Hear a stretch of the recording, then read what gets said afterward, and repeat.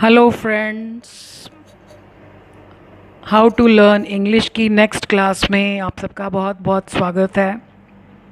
हमने पिछली क्लास में प्रेजेंट इंडेफिनिट टेंस सीखा। अभी हम उसकी थोड़ी सी और प्रैक्टिस करेंगे क्योंकि इस टेंस में बहुत गलतियां होती हैं। पहला सेंटेंस, शिकारी शेर पर निशाना लगाता है। मैंने आपको बताया था प्रेजेंट इंडेफिनिट का मतलब है कि कोई व्यक्ति किसी काम को बार बार करता है। निशाना लगाता है कौन? शिकारी। सो शिकारी is our subject, the Hunter, क्योंकि बोलने वाले को पता है कि वो कौन से शिकारी की बात कर रहा है। So we should use the hunter. निशाना लगाने की इंग्लिश होती है एम। अब हमने एस क्यों लगाया वर्ब के साथ? क्योंकि हमारा सब्जेक्ट अकेला है, उसको छड़ी चाहिए, सहारा चाहिए। एम के बाद हमेशा एट प्रपोजिशन आती है। द हंटर एम्स एट किस पर? The lion. वह हमेशा एक दिन छोड़कर आती है। कौन? वह। शी, जो ये हमेशा है ये एडवर्ब है जो ये बताता है कि काम कितनी बार हुआ। ये ऑलवेज जो है ये हमेशा मेन वर्ब से पहले आता है। तो शी ऑलवेज सब्जेक्ट के बाद वर्ब लगाते हैं, लेकिन हमने यहाँ बीच में ऑलवेज लगाया, ये यहीं पर लगेगा। कम्स, अब हमने एस क्यों लगाया? क्योंकि ये भी अकेली है, इसको भी सपोर्ट चाहिए, छड़ी चाहिए। So she always comes on. जब भी हम दिन की बात करते हैं जैसे सोमवार, मंगलवार, तो उससे पहले हमेशा ऑन प्रपोजिशन लगती है, जिसका हिंदी में यहाँ कोई मीनिंग नहीं है। तो कब आती है? एक दिन छोड़कर। ऑल्टरनेट का मतलब होता है एक छोड़कर।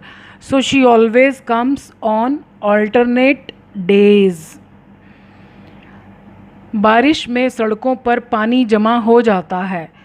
अब हम अक्सर धोखा खा जाते हैं, हम सोचते हैं कि जो शब्द पहले आया हिंदी में वही हमारा सब्जेक्ट है। सब्जेक्ट ढूंढने के लिए हमेशा एंड में जाओ। काम क्या हो रहा है? जमा हो जाता है। कौन? पानी। पानी हमारा सब्जेक्ट है, बारिश हमारा सब्जेक्ट नहीं है। Just because it is coming in the beginning of the sentence, it's not necessary. So water. अब वाटर के आगे हमने दा नहीं लगाया क्योंकि हम ये नहीं कह रहे कि वो वाला पानी जमा हो जाता है। So water. अब कोई भी चीज़ जमा करना धीरे धीरे या जमा हो जाना, एक्यूमुलेट। अब पानी क्योंकि सिंगुलर है तो उसको भी सहारा चाहिए, एक्यूमुलेट्स। सो वाटर एक्यूमुलेट्स सड़कों पर ऑन द रोड्स, बारिश में, पहले में, in rain. Water accumulates on the roads in rain. कुछ लोग लास्ट स्टॉप पर उतरते हैं। अब उतरते हैं कौन? कुछ लोग। सम पीपल, पीपल के बाद एस नहीं आता, पीपल का मतलब ही होता है लोग, तो लोग एक व्यक्ति को नहीं बोलते। अब ज़्यादा हैं तो उनको छड़ी नहीं चाहिए, सहारा नहीं चाहिए, तो एलाइट के बाद हमने एस और एस नहीं लगाना है। एलाइट का मतलब होता है किसी भी वाहन से, किसी भी व्हीकल से नीचे उतरना। सो सम पीपल एलाइट एट, इसमें ऑन नहीं आएगा, एट द लास्ट स्टॉप। तुम अजनबियों से घुल मिल जाते हो, तुम ऐसा करते हो, तुम्हारी नेचर है। तो कौन करता है? तुम। यू को भी सहारा नहीं चाहिए क्योंकि यू एक के लिए भी आता है और ज़्यादा के लिए भी आता है। तो यू मिंगल, अगर एस लगाया तो गलत।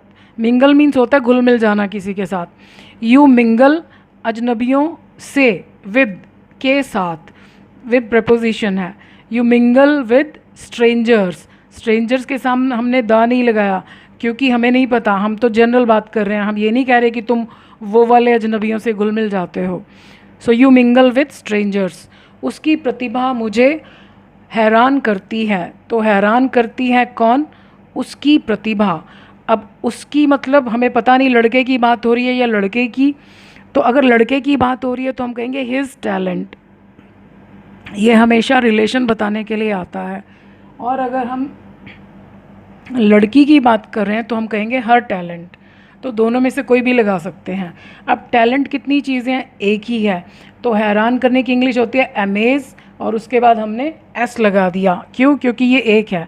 तो हिज टैलेंट अमेजेस मुझे, मी।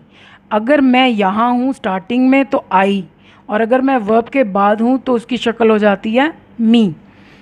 मुझे अपने बचपन के कई किस्से याद हैं। अब आप देखो इसमें ता है नहीं आ रहा। मैंने आपको बताया था कि कुछ सेंटेंसेस ऐसे होते हैं जिनमें ता है नहीं आता, लेकिन वो सिंपल प्रेजेंट टेंस होते हैं। तो याद है का मतलब है कि मैं याद रखता हूँ। अब अगर हम इसको हिंदी में ऐसे पढ़ते हैं तो हो सकता है हम ऐसे लिख दें कि आई एम रिमेंबर। तो मैंने आपको पहले भी बताया था कि इज़ एम आर के बाद वर्ब की फर्स्ट फॉर्म इंग्लिश में किसी तरह का कोई रूल नहीं है।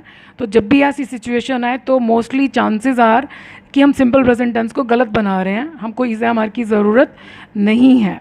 आई रिमेंबर, तो आई के बारे में तो मालूम ही है आपको, आई की हेल्थ बहुत अच्छी है, वो अपनी सेहत का ध्यान रखता है, तो उसको छड़ी नहीं चाहिए, सहारा नहीं चाहिए। तो अगर हमने रिमेंबर के साथ एस लगाया तो वो गलत हो जाएगा। आई रिमेंबर क्या, अपने बचपन के कई किस्से। अब मैंने see this is a group of words, तो सबसे पहले क्या आएगा, लास्ट, कई किस्से, कई, सेवरल, एनेक्डोट्स, ये वर्ड भी हम कर चुके हैं। एनेक्डोट का मतलब होता है कि हमारी रियल लाइफ, असली ज़िंदगी की जो घटनाएं होती हैं उसको एनेक्डोट बोलते हैं। सो आई रिमेंबर सेवरल एनेक्डोट्स, किसके, बचपन के, तो कोई चीज़ किसकी, ऑफ माई चाइल्डहुड। माई क्यों लगाया, क्योंकि आई की चीज़ के लिए हमेशा माई आता है। तुम्हारा भाई अपने दोस्तों की नकल उतारता है, नकल करता है, तो नकल कौन करता है, तुम्हारा भाई। योर ब्रदर क्या करता है, नकल करता है। एप, एप का मतलब लंगूर भी होता है, तो बंदर और लंगूर भी क्या करते हैं, नकल करते हैं। सो योर ब्रदर, अब ब्रदर कितने हैं, एक ही है, तो उसको सहारा चाहिए। एप्स, अपने दोस्तों की, तो कोई भी लड़का हो उसके लिए अपने के लिए केवल हिज आता है और कोई वर्ड नहीं आता। So your brother apps his friends. अब ये एक बार फिर रिवाइज करते हैं कि वर्ब के बाद ईएस कब यूज़ किया जाता है, जब हमारे वर्ब के एंड में सी एच आ रहा हो। जैसे वॉच, तो सी एच आ रहा है तो इसके बाद आप एस नहीं ईएस लगाएंगे। एस एच, अगर वर्ब के एंड में एस एच आ रहा है जैसे वॉश, तो अगर हमें एस या ईएस लगाना है तो हम केवल ईएस लगाएंगे। एक्स, फिक्स, तो इसके बाद भी ईएस। ओ, किसी वर्ब के एंड में ओ आ रहा है तो गोज, खाली एस नहीं ईएस। डबल एस, हिस, हिस मीन्स होता है फुफकारना, जैसे सांप फुफकारता है, तो इसके पीछे भी ईएस आएगा। बाकी सारे शब्द जो हैं, अब जैसे देखो डांस के पीछे ई आ रहा है, अब ई इस लिस्ट में नहीं है, इस लिस्ट में केवल ये 5 ही हैं, तो डांस के बाद केवल एस, डांसेस। प्ले में वाई आ रहा है, इसमें वाई नहीं है तो सिर्फ एस, प्लेज। रीड में डी आ रहा है, रीड्स। अब ये देखिए ये कैसे हैं, जिनके एंड में वाई आता है तो वाई को पहले हम आई में चेंज करते हैं, फिर ईएस लगाते हैं। Fly, flies. Cry, cries, Y का आई फिर ईएस। फिर फ्राई, फ्राई का भी हमने वाई निकाल कर आई कर दिया और ईएस कर दिया। तो इनकी हमको प्रैक्टिस करनी है। अगली क्लास में हम सीखेंगे प्रेजेंट इंडेफिनिट टेंस के क्वेश्चंस कैसे बनाए जाते हैं। अभी के लिए इतना ही, अगली वीडियो में मिलते हैं अगले रूल के साथ। इस वीडियो को देखने के लिए थैंक यू।